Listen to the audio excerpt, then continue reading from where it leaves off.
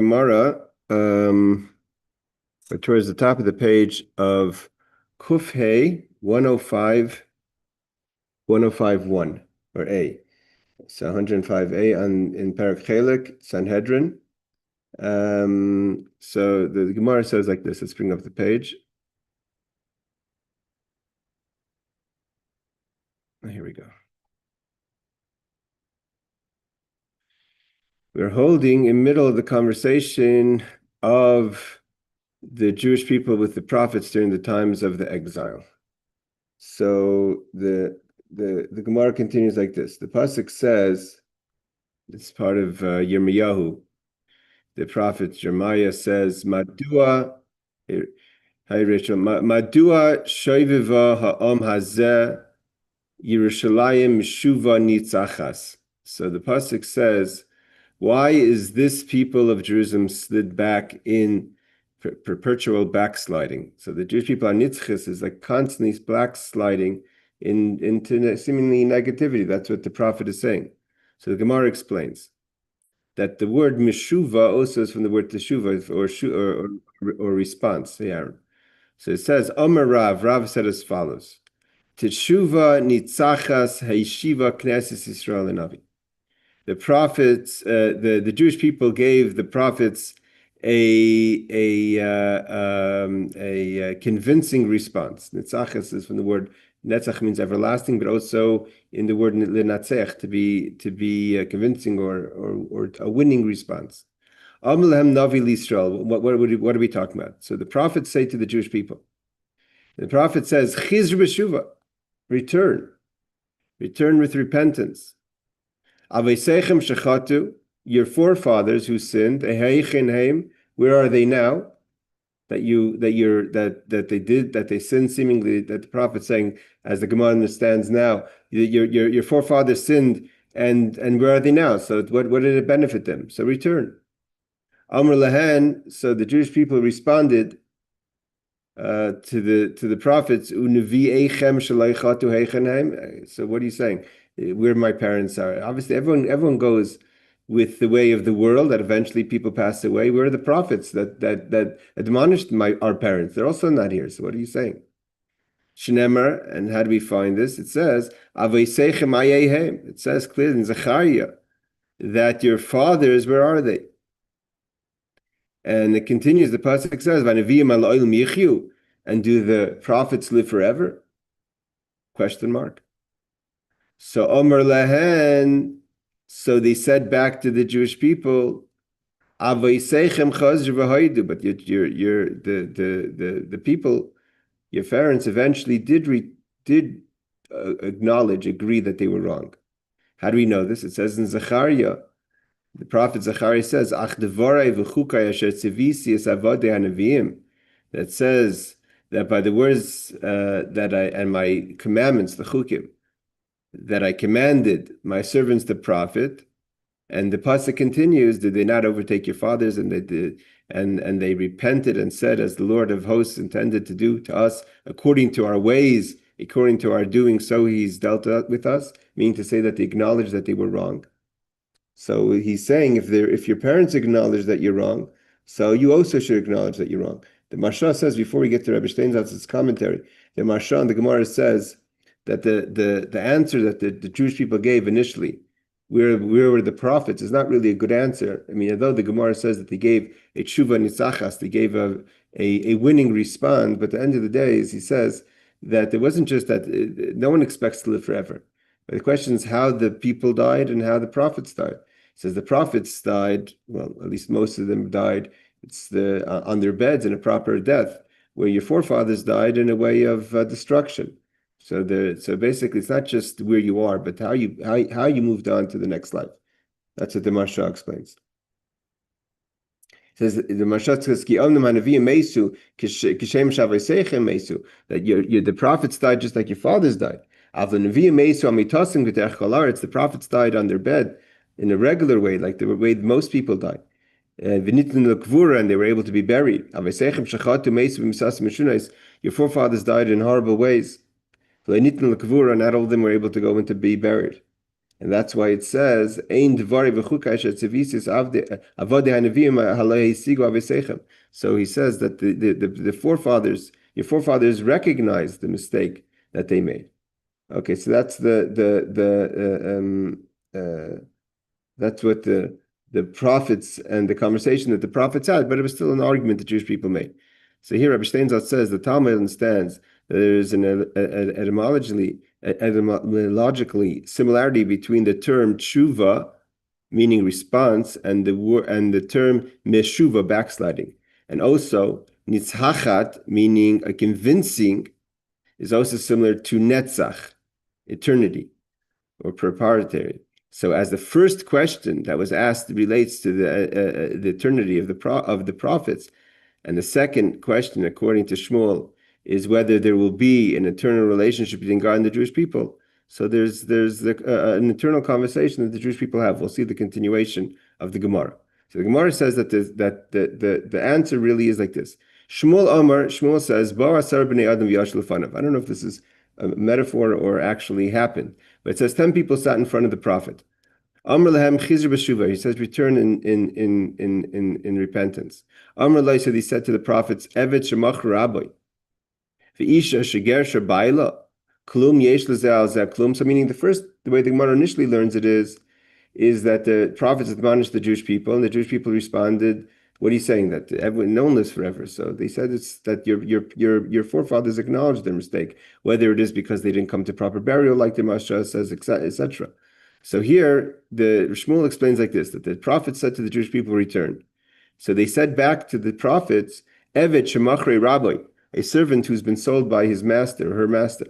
The Isha shiger shabayla, or a woman who's divorced by her husband. Meaning a sign that there's a disconnect and no longer an interest. The master no longer is interested in his servant, and the husband is no longer interested in his wife. This klum yesh lezeh klum, could you still claim ownership? Means you're telling us to return. You sent us away. You sent us to Bavel. You exiled us. You banished us. So now you're saying return? It's talking about the Jewish people in exile. Amr loi hakadosh baruch hu lanavi. So God right away tells the prophets.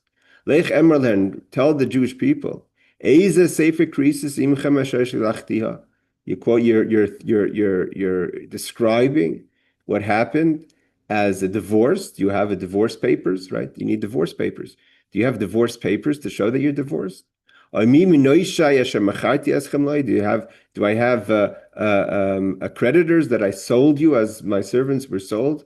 So whether we look at the relationship as a marriage relationship, that's Shlomo Melech, the Shir Shirim, Song of Songs, is constantly referring to the Jewish people and God as a marriage. Like we say, Matan Torah is Zman Matan Torah Seinu, which is coming up now. Matan Torah is the time of our marriage, or engagement and marriage. So the God says to the prophets, tell the Jewish people, where's the document of divorce? Where's the creditors who came and collected you against a debt that I gave you up as my servants? It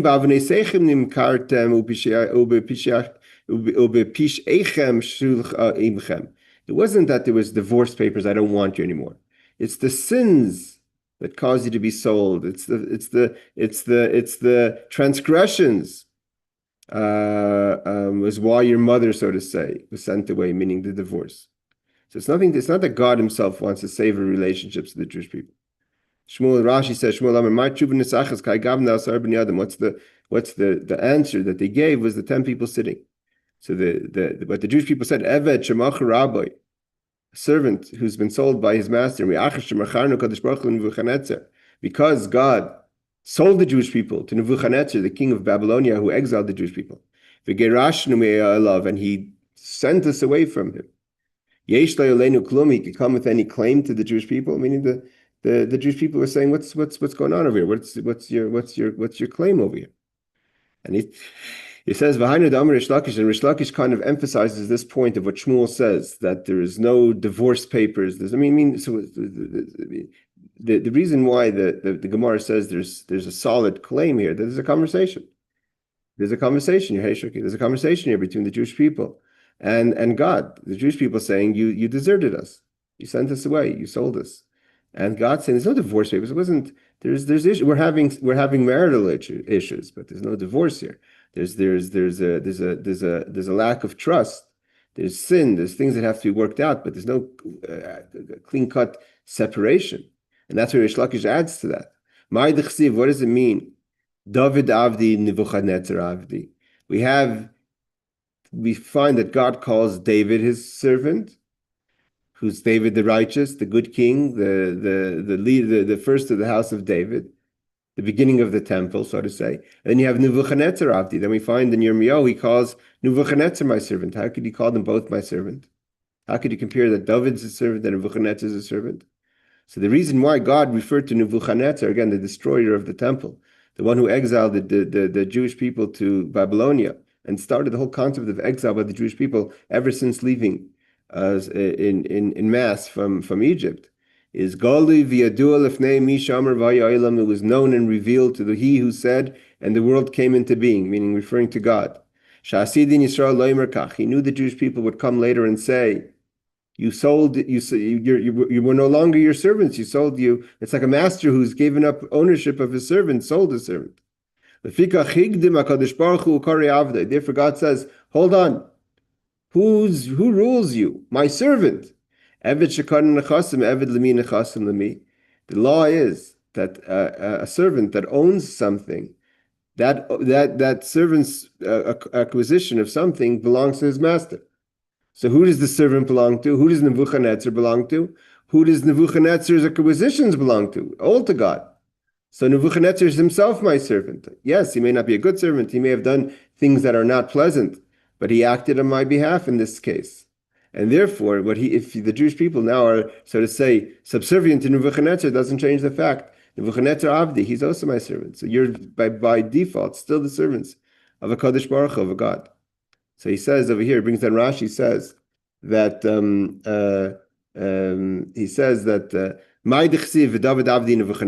what's the idea that we call David my servant and Nebuchadnezzar my servant? Two different people, David and Nebuchadnezzar.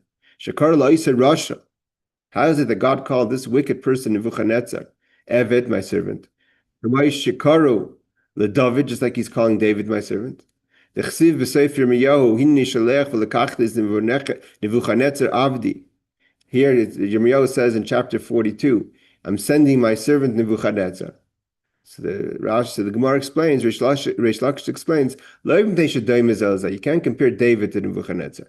Because it was known and revealed to he who said, and the world came into being, i.e. God. The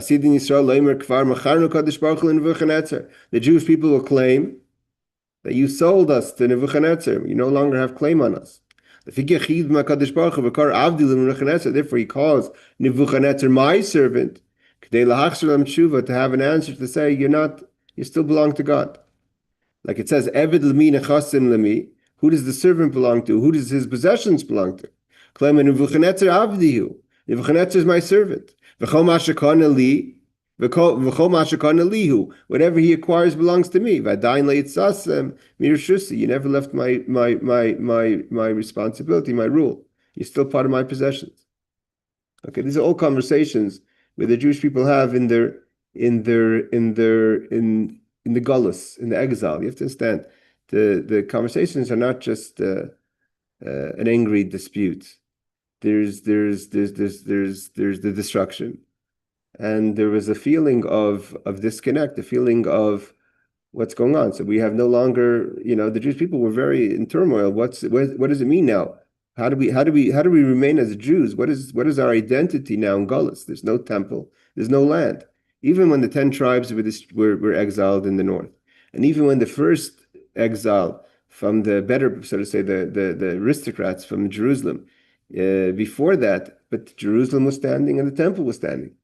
Maybe not in its glory, but it was standing. But now that there was a total destruction of the Jewish people, destruction of the land, the destruction of the temple, and the Jewish people are exiled.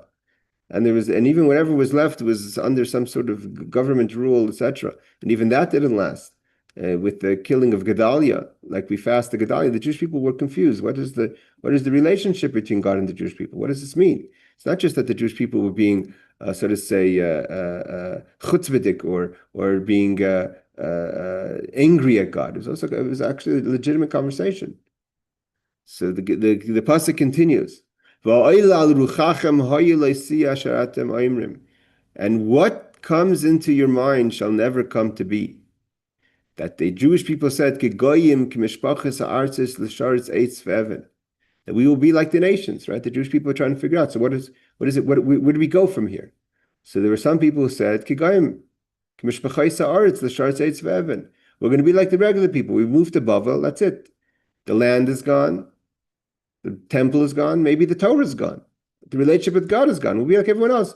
We'll serve wood and stones. We'll serve the idols. So God says it's not going to be like that. He says in Yecheskel, the next prophet, Chai ani Neum Hashem, that's an expression of as I live, says the Lord, as an expression of a shvu, of a swearing. Im loy biyad chazaka, whether it's going to have to be even with a hard, was writing into an outstretched arm, ubechema shvucha, and even if it's me with wrath poured out, Amlech Aleichem, I'm going to rule over you. The situation that's changed on the ground hasn't changed the relationship, the covenant between the Jewish people, even if it comes down to biyad chazaka. It's a famous answer when the people told Yecheskel, Kachol hagoyim beis Yisrael, that we're going to be like all the rest of the people. There's no difference now. The Jewish people are like everyone else. So God responded, no. Chai ani Neum Hashem im loy biyad chazaka. Even if with a hard hand, be what may be, this relationship is not over. It's we're going through hard times. You moved out. You're not living at home right now. There's no divorce. Amar Rav Nachman said on this pasuk of Yecheskel, so he kind of turned it on God. That God says to the Jewish people, Im loy biyad chazak, if I'm going to have to do it with the hard hand, but we're not.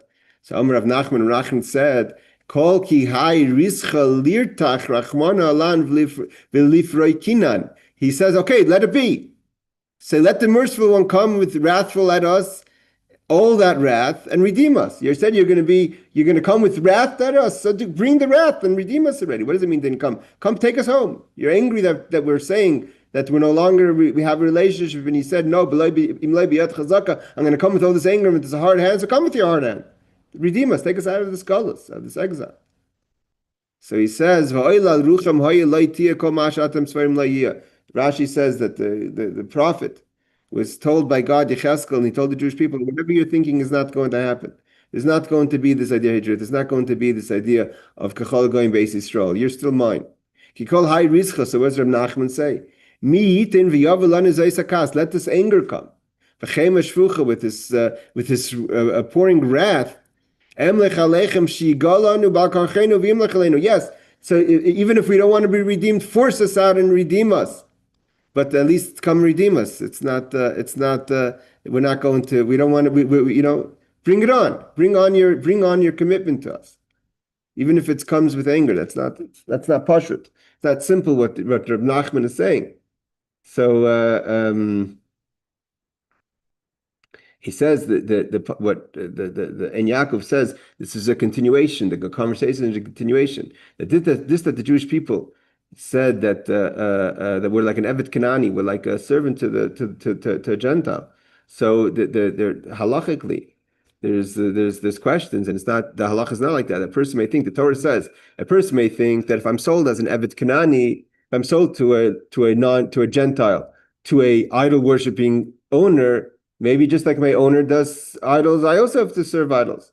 So the Torah says, no, you're not an Evet Kanani. You're an Eved Yisrael, that yes, you're sold into exile, but you don't lose your laws. As the halach is, a Jewish Eved can't come and say, I'm going to be like my master and serve idols. So the pasuk the Gemara continues that now Yeshayahu, the next prophet he brings. It says, V'yisroi lemishpat eleikov yorenu. What does this mean? That it says to V'yisroi lemishpat, and chastite in the judgment, his God will instruct him. What does this mean? Omer Rabba bar Chana, the Rabba, the son of Chana, said like this. Son of Bar Chana, sorry, not Chana. Omer Navi Yisrael. This is also a conversation. The prophet says, the Yeshayahu says to the Jewish people, Shaya Navi, Chizru b'shruva, repent. Return to God with repentance, with return. The Jewish people said we can't. We feel totally subservient to our evil inclination. Castrate, get rid of your Yetzirah. Let God, his God will instruct him. Like he says, in other words, God should instruct the evil inclination to allow us to overcome him. And we are, as we are incapable of doing so on our own. So Reb Steinsaltz learns that the Jewish people said, if you want us to get rid of our evil inclination, let God get rid of the evil inclination. Let him tell us, let him tell the evil inclination to stop tormenting us and to stop tempting us and to stop putting us in situations where we feel overwhelmed by the evil inclination, by the desires that we have. So he says, here we go. So he says, the Rashi says, Omer Rab Ava Bar Kahana. Hainu tshuva nitzchis to Omer elekinu yereinu shein an yechem liasrei say. Rab Abba Bar Kahana. Rab Abba Bar Kahana is I'm not sure why he says Omer Rabba. We must have a different girsa because we have Omer Rabba Bar Chana, and he has Omer Rab Abba Bar Kana. So I'm not sure if it's the same, and maybe he has a different girsa. But either way, Hainu tshuva nitzachas unless the Rashi is out of place. This is the victory, the so to say the strong answer the Jewish people said that we can't. At the end of the day, means we're discussing here. Finally, really, if you look at the Gemara is getting to the core of the problem, right? We're giving excuses. We've been sold to we're like servants. We feel like we're going to have a Kanani. God divorced us. That's all excuses. Finally, the Navi says just do tshuva. And the Jewish people finally come to, if you put it all into a single conversation, the Jewish people finally come and say, we can't. I mean, they're being honest. It means forget with all the excuses that we've been sold, we can't. We have a Yetzirah. A Yetzirah is stronger than us. So that's taka a true question. That's taka a tshuva nitzachas, a victorious answer, because they say, what do you want from us? Get rid of the Yetzirah, and we won't have a problem. That's how Rashi understands it. And this finishes off this Gemara that is talking about the kings and the times of the exile. We may get back to it, but this is kind of how the Gemara finishes the first part of the mission, when the Gemara discusses the different peoples that don't have a portion of the world to come, and what that led to. All those people, their influence, what it led to over time. So I just want to bring down the Rashi learns in this conversation between the Jewish people and the prophet, obviously through God, about that the prophet says, do tshuva, and the Jewish people said, we have the Yetzirah, and he says, get rid of it. He says, you tell God to get rid of the Yetzirah. So that's what Rashi says. But the Ad Ramah, which is another commentary we've learned many times, that says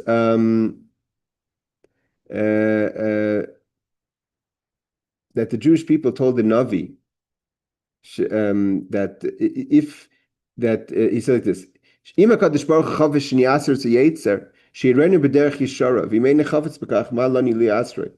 so he says basically the Jewish people were saying, what do you want from us? You want us to get rid of the Yetzirah? You want us to get like you put in the Yetzirah, you give us all these temptations. So if you want us to go straight, then everything be straight. You want us to we'll do good if we don't have temptations, basically. And basically, they're kind of blaming God. And what the prophet answers is really the answer is that no one's just because you have the Yetzirah, yes, that makes it difficult, and that's why you were given the Torah. And that's why we're learning, getting ready for Shavuos now. When the angel said, give the Torah to heaven, Moshe answers, you don't have an evil inclination. The Torah, part of being in this world and part of receiving the Torah and part of what you're doing here is to deal with your Yetzirah. So to say that you're blaming God, that's nice, but at the end of the day that's part of your challenge. Don't force you to listen to him. You can't say God forced you, that he gave you Yetzirah and that forced you. He gave you temptation. You acted on the temptation, but doesn't mean you can't come back and throw it in God and say that he should get rid of our temptation, get rid of the struggles we have. That's what we're doing here. If you don't want struggles, that's the angel's world. That's not this world. Okay, so that we finished this first part of the Gemara where we talked about the three kings. We spoke about Menashe, king of Israel, and we spoke about Yerovam ben Nevat, and we spoke about Achav. Okay. Now we're going to go to the four commoners, meaning commoners, non-kings, that also don't have a portion in the world to come. We're going to have Bilam, which was the prophet that we deal with in a few months, that tries to curse the Jewish people when they enter the land. We have Doeg. Doeg is the advisor, enforcer of King Saul. We have Achitophel, which is a very complicated personality. They're all complicated, but Doeg is complicated as well. Doeg was just, he may be the image they give him as an enforcer and a horrible person. The Torah we learned before that Doeg was a Talmud Chacham. He knew how to learn. He was a boastful person. He was an egotistic person. He was a Rasha, but he wasn't just a nobody. Achitophel was even more complicated. He was David's advisor, David's trusted advisor, who was his greatest enemy. He was always scheming to overthrow David. He had this vision of him being king. We learned about that, right? He had this vision of him being king. He didn't realize it wasn't him. It was his grandson Salman, because of Shlomo Melech, because Achitophel is the father of Bathsheba, which is one of David's wives, the mother of King Solomon. So Achitophel again is very complicated, and Gehazi also very difficult personality. He is the attendant to Elisha the prophet. Also, the whole story that we learned about the tsaras, that he gets the leprosy because he goes out and he engages Naaman, the general. We learned about that, the general from the Syria. So he's also one of those who don't have a portion of the world to come. It's not just that he got leprosy; he ends up becoming a person that he enhanced the issues with the idol worship. He put in the name of God, etc., etc. Okay, let's start. Let's go through the Gemara. We're going to go through the different characters. Today we're going to start with Bilam. That's as far as we're going to get within Bilam himself. All right. The Gemara says, who's Bilam? Again, Bilam is the prophet of the nations. There's a famous Rashi. Rashi teaches us that when it says that there was never a prophet by the Jewish people like Moses, it says by the Jewish people, but in the world it was. It says in certain levels, Bilam's prophecy was greater than the prophecy of Moses.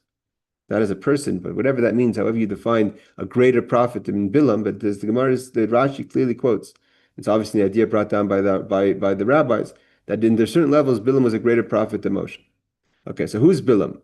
So it says, Bilayam, the Gemara, like we learned before, when we started to analyze Achav, and Yeravam, all the names we try to figure out, Ben Nevat, we try to analyze their names to understand their character and to understand their shortcomings. So the Gemara right away says that we could find it in their names. So the name Bilham is from the word Beloy He has no people. Or also Beloy he has no Olam Haba, he has no portion in the world to come.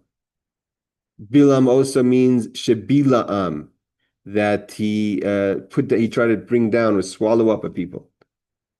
Ben Baor, that's his father's name, or seemingly we'll see what that means, but seemingly he's Bilam, the son of Baor. What's Baor? Sheba al Be'ir. Be'ir also means cattle, like the Be'irim. So Be'ir means he engaged in bestiality, he had relations with his donkey. So he lived with his donkey. This is who Bilam is. Now, in the name Bilam, when first see Rashi, Beloya means She'en lechelek imam. He has no portion in the world to come like the rest of the people. Other people say he had no people. He didn't live amongst his people.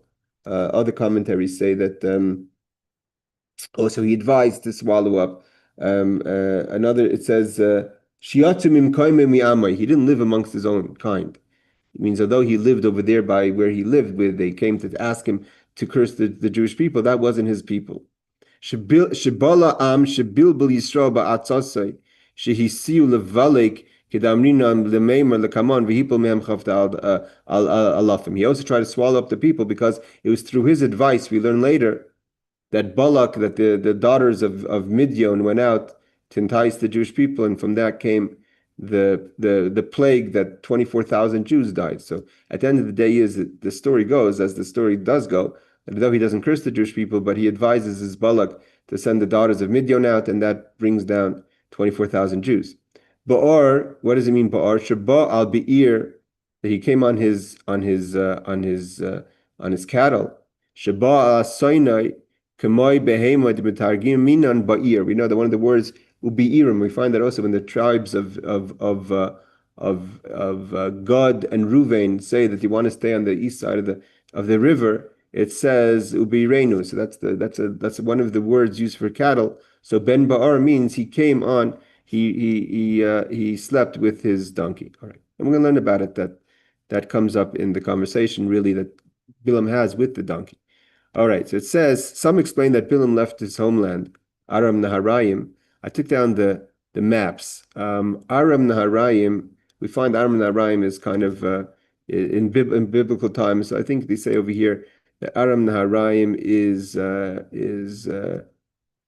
northeast of Eretz Yisrael. It says Hushmaya Tanachi Shel Ezra Shemakul B'derech Klal Im Tzafin Surya Al Gviyad Gvul Turkey. So Aram Naharayim is where he comes from is next to Iskandrun over there, which is where the border of Turkey and the port of Iskandrun is on top of Syria. So around over there is where Aram Naharayim would be, and remained a person without a country. That's the Aruch says, so B'layam. Okay, so now we're going to. So the Gemara first to be seeing his name a little bit of already his character. The Gemara continues. Tana. Now we're talking about Ba'ar. This is a hard Gemara. Again, to put it into practical understanding. Tana hu Ba'ar. Ba'ar means his father was Ben Ba'ar, right? So we said that also we just learned before Ben Ba'ar means he engaged in bestiality. Now the Gemara says hu Ba'ar, hu Kushan Rishasayim, hu Lavan Harami. So this goes to show you that who is Ba'ar, his father? He's first Kushan Rishasayim. Who's Kushan Rishasayim? Kushan Rishasayim is the head of is an army of Aram Naharayim, that same north of Syria, of Aram Naharayim. He's the king Kushan Rishasayim. We learned about him in the beginning of Judges, who comes and torments the Jewish people for a long time until what was his name? Until Kenaz, I forget the judge, comes back and redeems the Jewish people from Kushan Rishasayim. He's also Lavan. Who's Lavan? Lavan is the father of Rachel and Leah, right? The grandfather of the Jewish people, right? Doesn't Lavan say when Yaakov comes and takes his family home to his father? He says, "Abanai, banai, benaisai, benaisai. Your children are my children. Your daughters are my daughters." Well, who's this Ba'ar? The Ba'ar says he's also Kushan Rishasayim. He's also the same king who tormented the Jews, seemingly his own grandchildren. Ba'ar. So and then also it says Ba'ar Sheba al Be'ir. Also, that what does it mean Ba'ar? Why was he called Ba'ar? Also, he engaged in bestiality. A lot of the commentaries challenge that, because if you want to say that Bilam himself engaged in bestiality, that we have a source, we have a conversation between him and his donkey. But where does it say that Lavan had anything to do with his animals? But some of the commentaries challenge this idea. Kushan Rishasayim. Why is he called Kushan Rishasayim? The word Rishasayim is also in the root word of Rasha, of an evil person. Rishasayim would indicate he was a Rasha, an evil person twice. It's plural. The Avid Shtei Rishiyos B'Yisrael, he 2 times did bad to the Jewish people. Achas b'mei Yaakov, once in the day of Yaakov, when he wanted to kill Yaakov when he pursued him. Achas b'mei Shavai Tashayftim, in the times of the judges. Again, some commentaries on the Chumash, the Radak, others try to understand the Malbim, who want to say that it's more of a Gilgul, of a reincarnation of Lavan. Others say that Ba'ar is the son of Lavan, and therefore Bilam is the grandson. The Gemara definitely takes on that Bilam is mishpacha. Our biggest enemies come from within. That he's family. Bilam is a cousin. He's a relative of the Jewish people. Umashemay, and who is he really? Lavan Harami. That's who he is. Again, so just small things. Yes, Shuki. You're on mute. Hey there. I'm just trying to remember other geographically relevant points. Like, isn't that not far where Avram Avinu was from? Also in that northeastern part of Turkey? Yeah, Aram Naharayim, it's northeastern Syria. So Aram Naharayim is what we call Macedonia. That's at some point Avram and his family moved there. I mean, Avram is like everyone else, was originally from Bavel, but he moved out from Bavel to Aram Naharayim, and then eventually Terach. Avram continued on to Eretz Yisrael, to Eretz Canaan at the time. Again, but geographically, we're talking a few days distance, maybe not. which in those days Yeah, is yeah. I pretty mean, close. even if you're by Iskandar, even if you're by Syria, yeah, it's not so far. No, Right.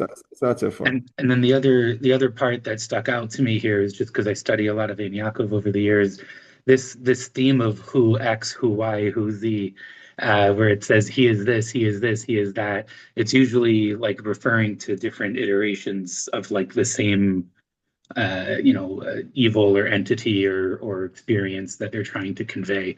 And so it's like a grammatical effect that they do here where they use the word who three times referring to the same person, but kind of showing like echoes of that type of person versus So, like an individual themselves.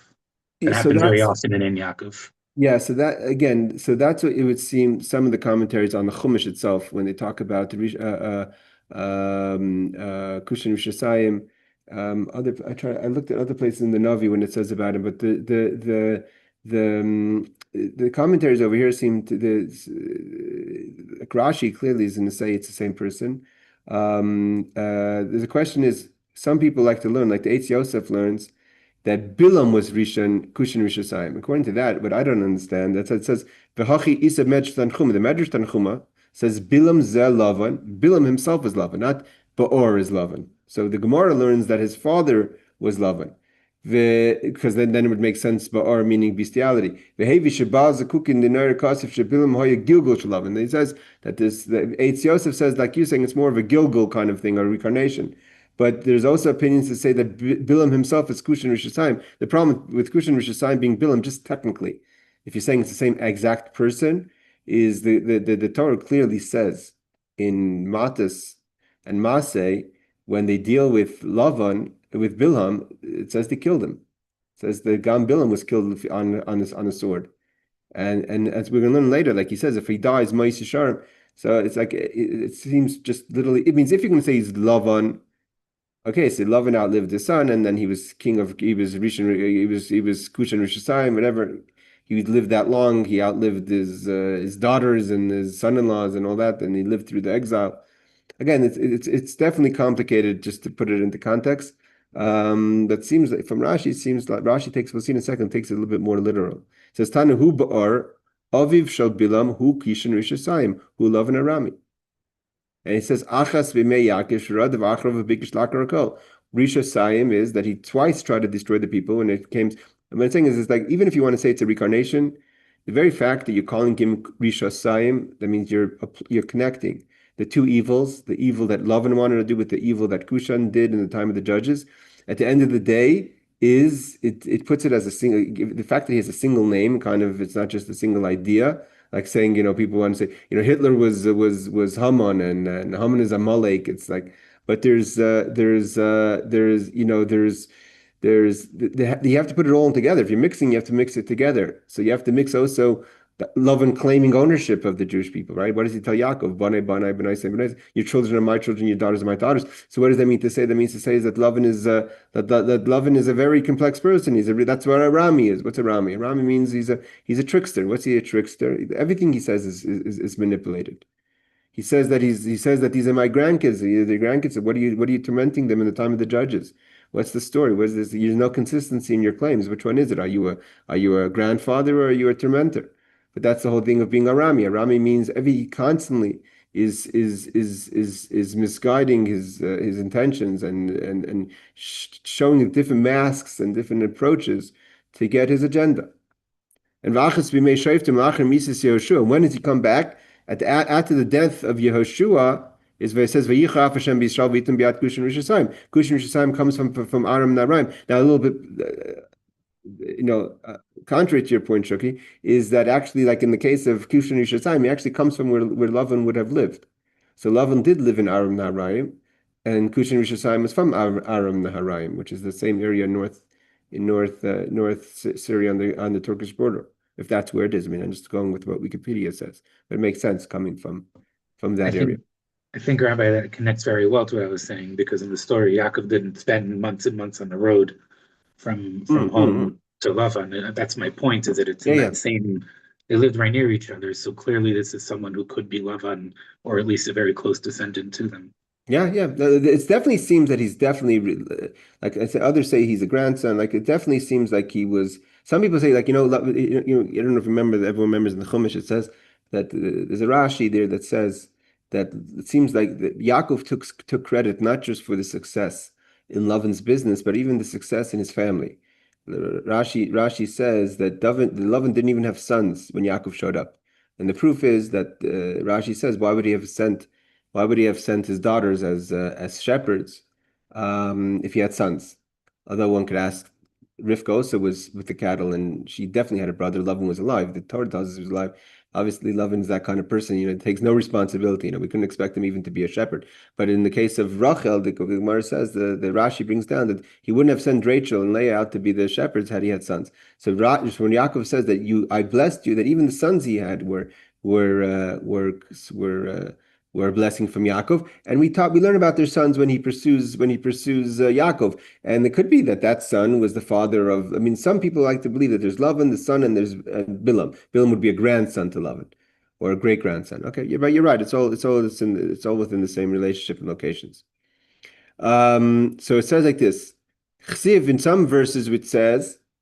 Thank you for your insight, Shuki. So some verses it says Ben Ba'ar, and then it says Benoi Ba'ar, his son Ba'ar. So is it the son of Ba'ar, or is Ba'ar the son of Bilaam? So Rabbi Yochanan explains that it's not a contradiction in the verses. Aviv Benoihu Loi Benevios. He's his father, but we know that again Lavan was a prophet. How do we know Lavan was a prophet? The Torah tells us. The Torah tells us that he has a dream or in a vision, and God comes to him in the vision, and tells him, "Don't hurt Yaakov." And he tells Yaakov, "I had a vision. Your father came, and not for your God coming to you at night. I could have really hurt you, but I'm going to back off." And God tells him to back off. So clearly, Lavan was himself a prophet, but he's still like a son in prophecy to the prophet that Bilaam was. Bilaam was a stronger prophet. Benoi Ba'or Mashma Ba'or Benoi Shel Bilaam Haya. Seemingly, there's a second verse that supports the idea that Ba'or was the son of Bilaam. So it says, "B'noihu leBilam b'nevius sheBilam gadol mi aviv hayu b'nevius." That Bilam was much greater, superior to his father in prophecy.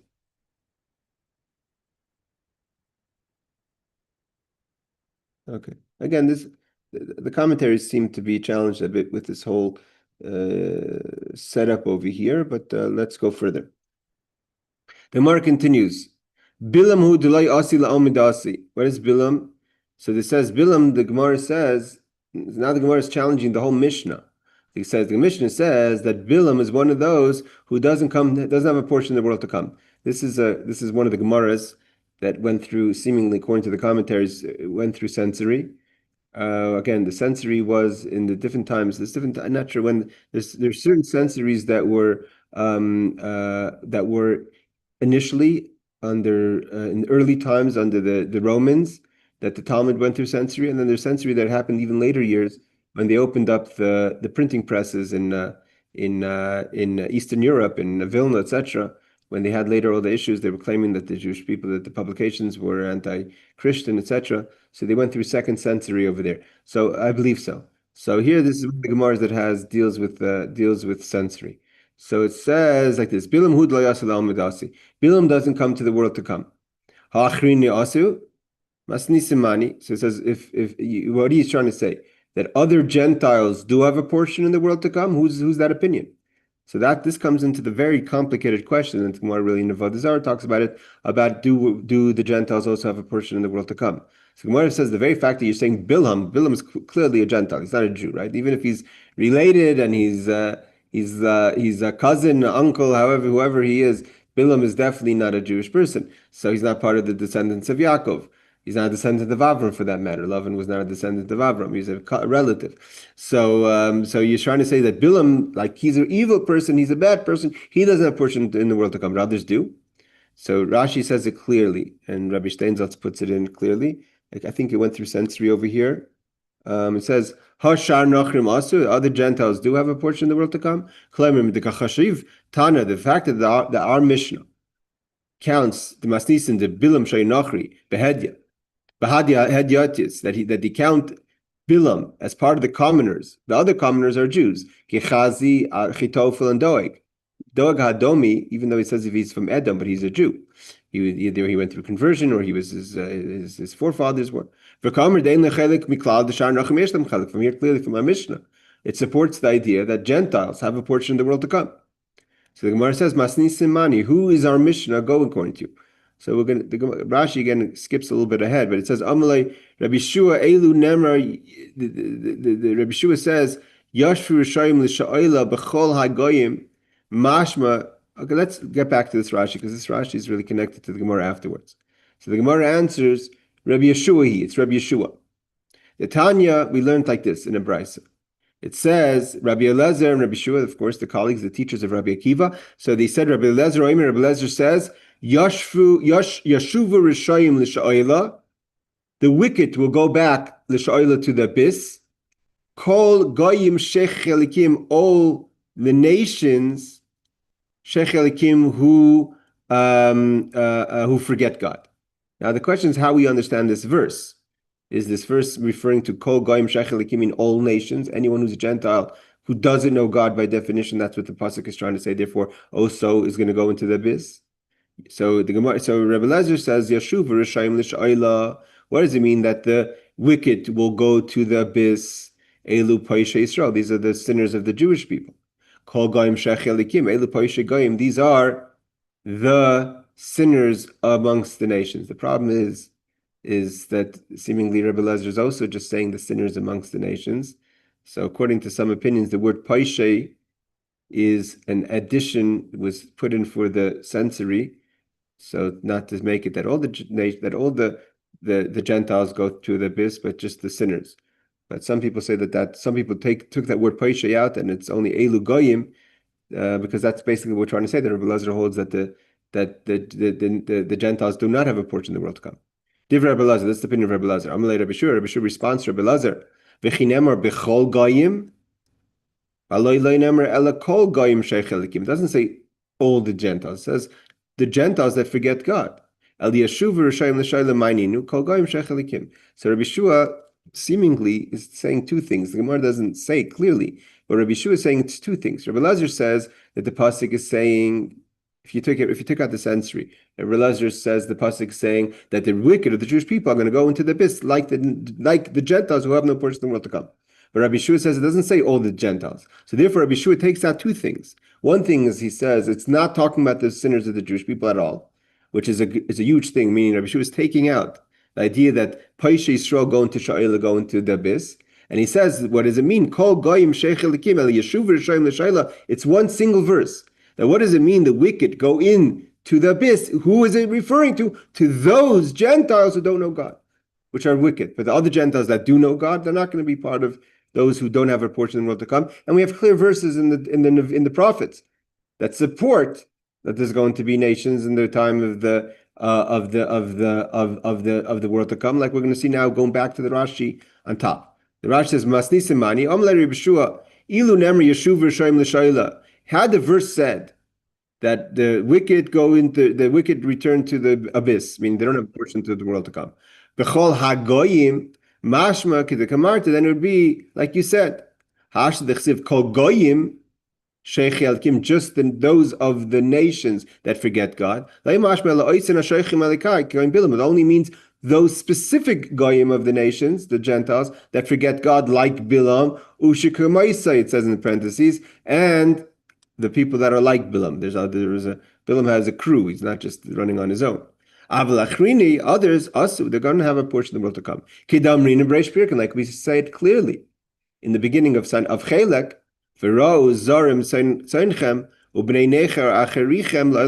clearly we say that in the times of Mashiach, the shepherds and those who are going to be part of the story of the world to come are going to be the nations. The shepherds are going to be, while the Jewish people are learning Torah, the avoda of the nations is going to be in engaging in the work of the world.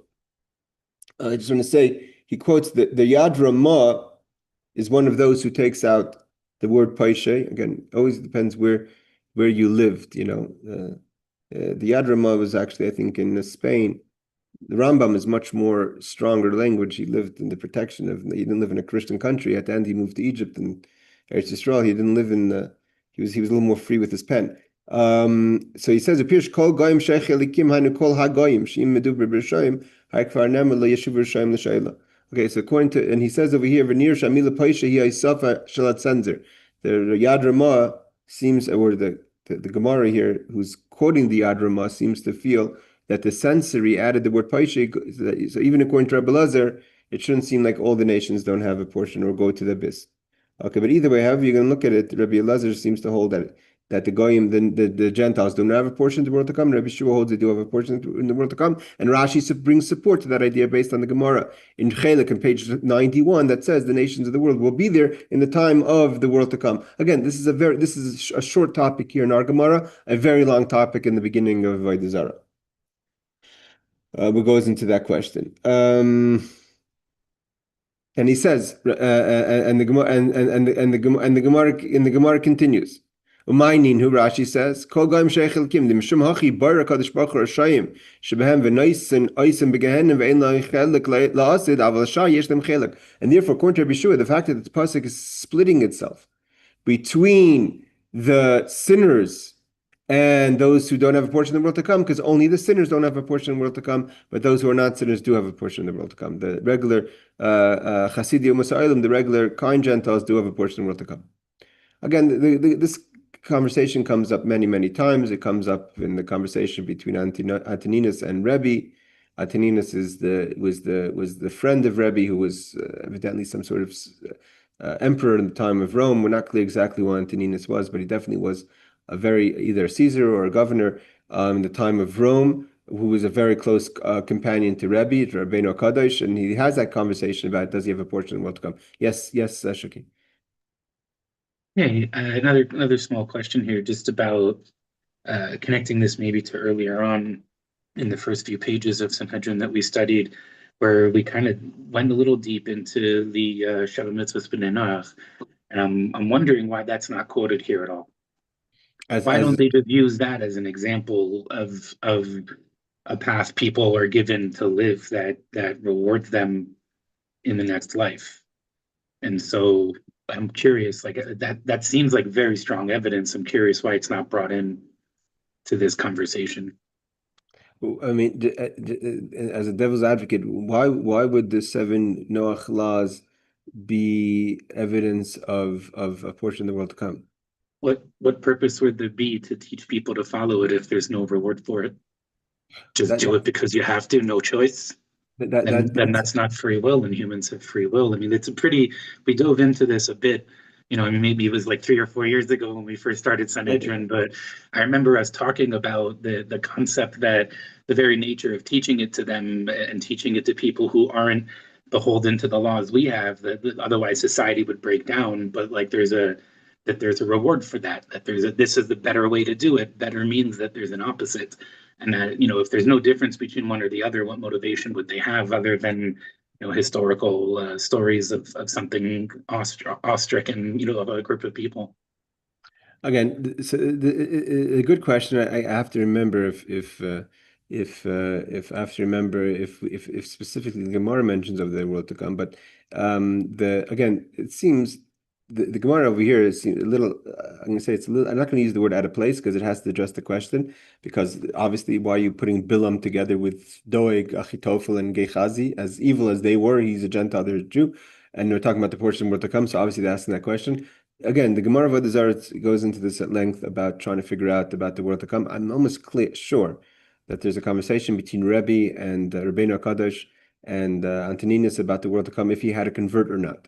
Like he wanted. Some opinions is that he did convert, but I think that he had that conversation with Rebbe if he has to convert in order to get a portion of the world to come. But and it seems like the conventional understanding is based on the idea of the beginning of Chelek, and it says V'ro Goyim. It's a clear pasuk that's going to be the nations are going to live, and then obviously if you get deeper into it, it could be based on the argument of the Maimonides and the Nachmanides of the different stages of the world to come, because there are different stages in the world to come. So the question would be how many, how far in the different stages of the world to come do the Gentiles have? Because you could say that the verse that talks about the watching of the sheep by the nations, by the Jewish people in Torah, it could be talking about the early stage, but not in the later stage. There's different opinions. For instance, the idea of Chad Charov, of which we learned about before. I didn't know this, but I saw this in the talk of the Rebbe. The idea that there's an argument we learned before if there's going to be 2,000 years or 1,000 years of, so to say, destruction,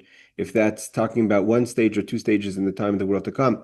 So there's definitely stages in the world to come, and there's arguments about how those stages are going to be, if there's going to be bodies or just souls, etc., etc.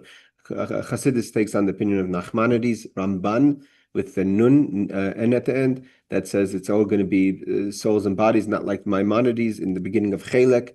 In this Perek that says it's going to be Olam HaNeshama, it's the world of, there's Olam Haba and there's Yemais HaMashiach, the days of Mashiach, and Olam Haba are not the same thing. And here we're talking about Olam Haba, the world to come.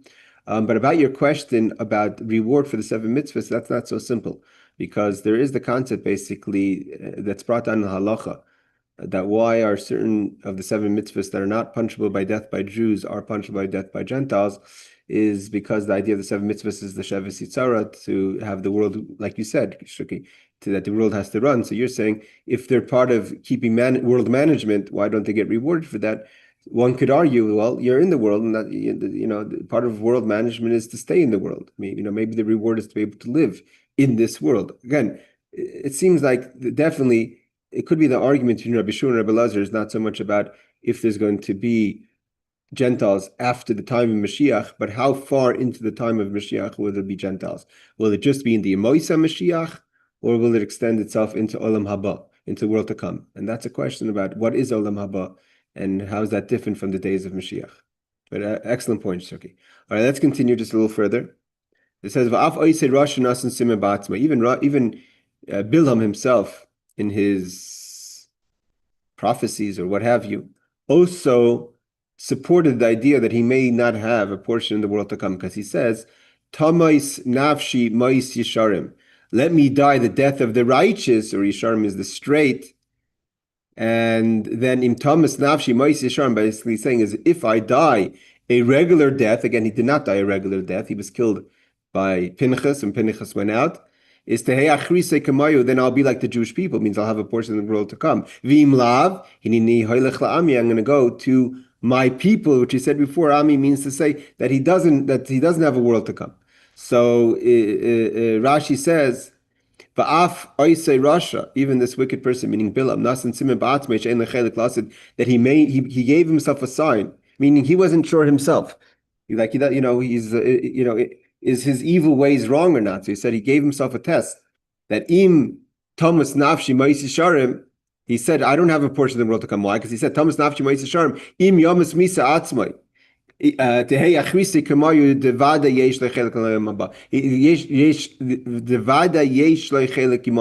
if I die a regular death, the death of a righteous person, so then I'm with them in the world to come. It means he's not sure that this is, again, all these different little ideas that we find in these Gemaras about these people seems to say that they're about the complexity of these people, because they're not. He's not, you have evil people who are just, I don't believe in God, I don't care, I want to be destroyed. The fact is that he himself is not sure. He says, if I die a death of regular, that means I have the portion of the world to come, thinking to himself that what he's doing is right. And maybe this is his God's will, and he argues it out with God. We're going to learn next week, 2 weeks out. Next week is Shavuos. We're going to learn he has the chutzpah klapi malya. He has a chutzpah to God. V'im lav de lo yomas ali yahareg. If I get killed, I don't die a regular death. I go to my people in Gehenna. Again, the Gemara doesn't jump on the words of Ami over here. Why does it say, let's see if Rabbi Steinsaltz says, in other words, my faith will be that of the rest of the wicked people. Ami, so here Rabbi Steinsaltz just cleans it up a bit. That Ami doesn't mean my people, but means my type of people, meaning the wicked. Okay, let's stop over here, everyone. Shkoach for joining, everyone, and thank you for the insight, Shuki. And we're going to continue next week. Bilaam has a little bit of more time with us in the Gemara, and then we're going to obviously move on to the other characters of other people who don't have a portion to the world to come. La'ila Tov, everyone. Have a